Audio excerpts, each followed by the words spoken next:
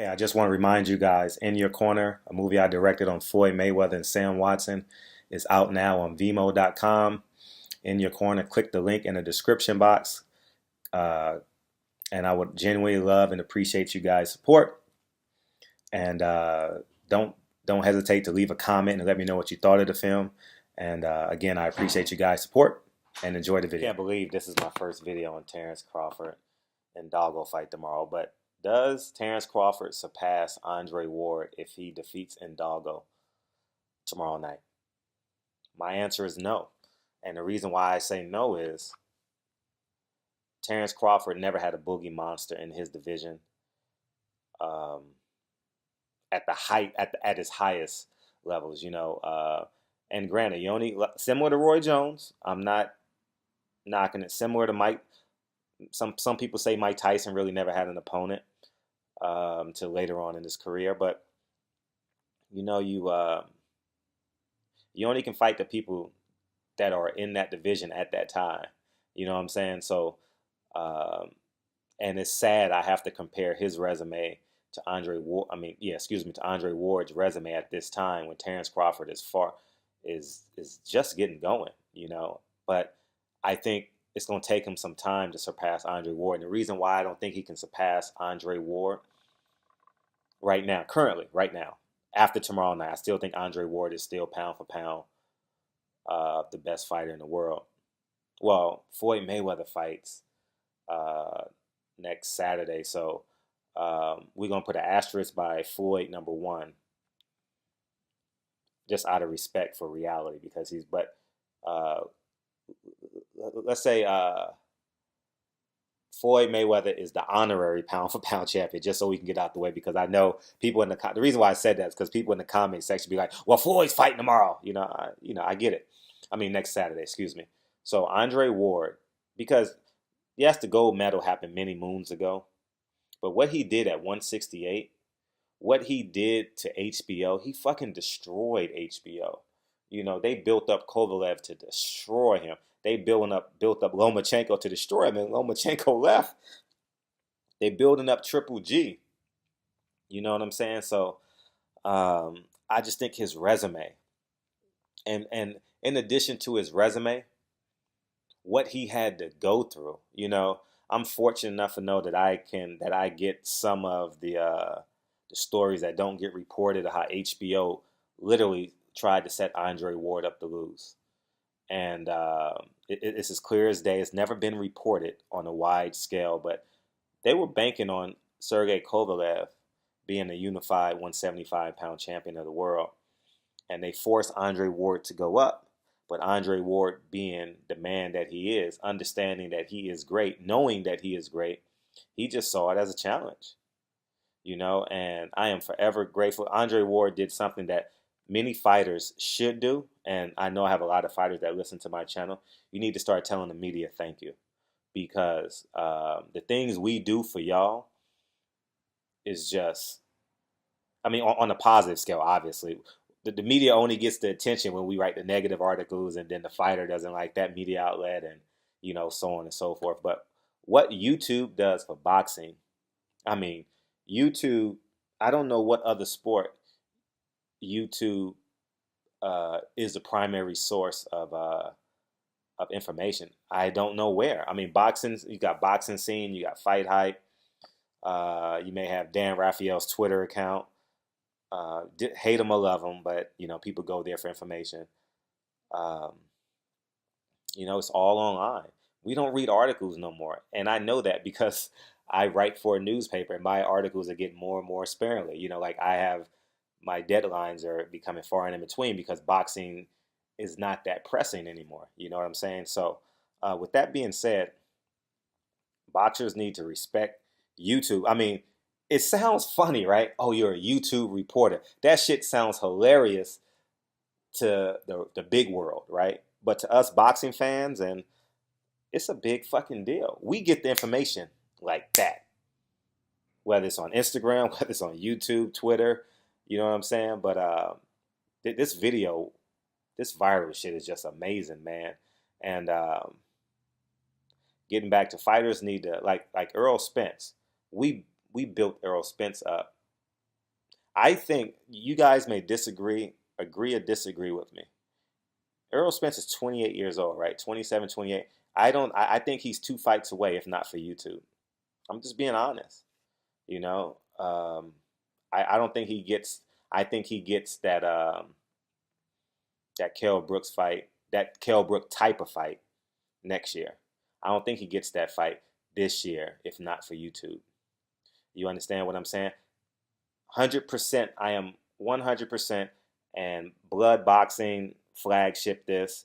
He inspired everyone to call the IBF, emailed IBF, and uh, that Indalgo Crawford fight was made. You understand what I'm saying? So shout out to him. I've been watching his channel through this whole process, and I tell myself every night, do a video on Terrence Crawford, because I think Terrence Crawford is that nigga. And I say Terrence Crawford, and I say that nigga in exclamation point, capitalization every letter. Capitalize every letter, excuse me. Terrence Crawford is that nigga. If you guys ever met him, that nigga got blood in his eyes. You know what I mean? Like, yeah. Remember DMX? Remember how you felt when you listened to DMX in 1997? Remember that? Remember that? Remember that? That's Terrence Crawford. What you really want from an let me know. So, but man, yeah, he got blood in his eyes, man, and he's that dog. He's that nigga, and I think we did an incredible job collectively. So shout out to Blood and everyone else who flagship that. I saw some interviews on 78's channel with the Indalgo camp. You understand what I'm saying? And they got me liking Indalgo. You know, I was chilling with Freddie Roach. This should be another video just so you guys. I was chilling. I've been with Freddie Roach maybe 5 times in the past 2 weeks, and he likes Indalgo. He really likes his talent, his skill set. I don't. Um, I'm not going to give his prediction because we spoke off camera, but I just say he likes Indalgo. He likes what he presents to the fight. You understand what I'm saying? So we spoke in confidence about the pros and cons because he spoke, but he thinks it's an interesting fight. I don't know what he said on camera on other people's channels because I didn't have my camera on me, but I genuinely think that that's going to be, I don't know. It's hard for me to go up to pick against Terrence Crawford, just like it's impossible for me to pick against Floyd Mayweather. It's impossible for me to pick against Andre Ward. You just don't pick against him. You know what I mean? Like when Klitschko won 17 fights in a row, I never picked against Klitschko. Against Tyson Fury, you can see my prediction video. I'm not going against the streak, you know, until he met Anthony Joshua, and I picked Anthony Joshua. But you know, um, I'm excited for this fight. I'm genuinely excited for this fight, and I forgot why I started this video. I literally forgot why I started this. What was the topic I started this video on? But anyways, man, shout out to YouTube, and it'll come back to me. I think I need to hit pause and listen to the beginning of this video because I completely forgot what I was talking about. I gotta pause this shit. I'm gonna come right back. All right, I'm back. Does Terrence Crawford pass Andre Ward as top pound for pound fighter? No, he doesn't. And just out of respect for Andre Ward's grind, he hasn't lost in 2 decades. Uh, the way he's done it as a graceful man, Terrence Crawford had some hiccups. You know, he was proven to be innocent on some, proven to be he squashed some other stuff outside of court. But it's just hard for me to go against Andre Ward.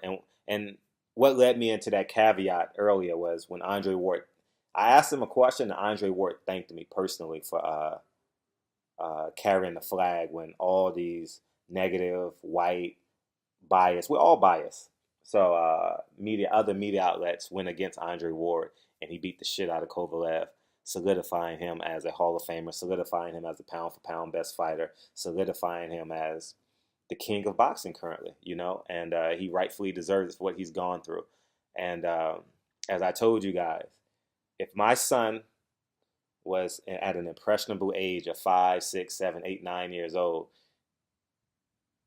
I would literally, Andre Ward may not be fighting then in those years, but I would put YouTube to my channel and pretend it's a live fight and tell my son, this is one of the greatest fighters and one of the greatest men I've ever had the chance to interview and be a part of. I mean, same thing I would say about like a excuse me, Sean Porter, great man. Just great character. Another guy, and he's a young fighter, but great candor, great character that I know of. We all have hiccups in life. Shit, Sweet Hands. I genuinely I like the kid. You know what I mean? Caleb Plant. His story is just his story will make you reflect on your life. His story will make you uh, if you're standing up, it will make you want to sit down on a couch and just have a conversation. When he tells the story, it turns into a conversation, not an interview. You know what I mean? And there's a host of others out there, but those are the three I can think of off the top of my head. If they're fighting, I would pretend that they're alive, right? And tell my son, man, this is going to be a hell of a fighter one day. You need to watch this guy because these people have just demonstrated great character, have been upstanding individuals, and I would just big them up. Just how, like, when my son gets 7 years old, I'm going to send him a fake autograph of a New York Yankees because we're in a Dodger town, right? And his grandfather's a huge Dodger fan. So I got to make my son a Yankee fan. So I'm going to send him like some fake stuff from the Yankees organization. I already planned this shit out. I'm send him a fake autograph. If I can get a real autograph by then, sure. But I'm gonna send him some fake autograph bats, and I'm like, you got to be. Can you believe the Yankees sent this to you? And he's gonna be a Yankee fan for the rest of his life because of that one fake ball. And I'll tell him when he's 35 years old. You know what I mean? Or I'll purposely write it down or something but he'll get it at a later date. But I'm serious about that. About him being a Yankee fan. I'm dead ass. So, but more importantly, man, I think Terrence Crawford is right there. But because of the trials and tribulations Andre Ward has overcome and accomplished and kept his head above the fray, you have to respect that. Keith Thurman has been an upstanding guy too. You know what I mean? In the public eye. I know he has some hiccups that I will never discuss on camera, but publicly he's done some good stuff. The Bronze Bomber. You know what I mean? Like Deontay Wilder. He has been. I wish he would. I mean, he's the baddest man in America, right? He should be. He should be celebrated. He should be. He should be doing tours um, around America as the baddest man on the planet. And I hope he gets that just due. But Terrence Crawford, you're right there, dude. Like, for real, you're right there. But I just can't see no one surpassing Andre Ward. Oh, man, it's just hard. Right now, in this day and age, what HBO set him up to do, oh, man. And respect the Rock Nation for overpaying Andre Ward. You know what I mean? Now, I wouldn't say overpaying because not overpaying, but paying him what he deserves. I mean, he deserves much more because he's entertained us since he was 12 years old. You know what I mean? If you've been following boxing for that long, you know. But yeah, man, just you're right there, Terrence Crawford. No, this is not a slight, and he wouldn't see this as a disrespect or a slight. And after tomorrow night, I'm gonna do a prediction video in the morning. I'm gonna watch some more Ndago fights. Uh, he's rangy though. I'm trying to gauge his power. Because I've been perfect. I've predicted every fight perfect. Every big fight I've predicted perfect this year. I'm like 8-0, 7-0. I haven't lost a bet this year under any circumstances, and I'm trying to keep it perfect. So when I get back in tonight, I'll fall asleep watching some Ndago fights, watching some more. I've seen Terrence Crawford the last 10 fights, so I don't have. But I'll just get a refresher on that, watch the highlights or something like that. But I'm excited. But Terrence Crawford, you're right there. This is not a slight on Terrence Crawford, but me being a 39-year-old black man in America, looking at what HBO did to Andre Ward, it's hard for me. It's hard for anyone to surpass him. Same thing with Floyd. HBO tried to cover him up. Him paying that $750,000 to Bob Arum changed the course of boxing. Keep in mind, these undercard fighters would not be getting $700,000 if it wasn't for the market. Floyd ballooned the market, for fighters. And he's a promoter now, so now he has to deal with the other end of the stick on that. But anyways, man, Terrence Crawford, you're number two. Andre Ward, you're number one. You're number one. We'll work our way down the list at a later date. But for now, Andre Ward will remain pound for pound champion regardless of what Terrence Crawford does tomorrow in the ring Sunday morning when I wake up. And let's have a conversation online. If I don't get to your comments tonight because it's Friday night in LA, I'll get to it throughout the weekend. But let's have a conversation and let me know what you guys think and convince me. I know Gamboa.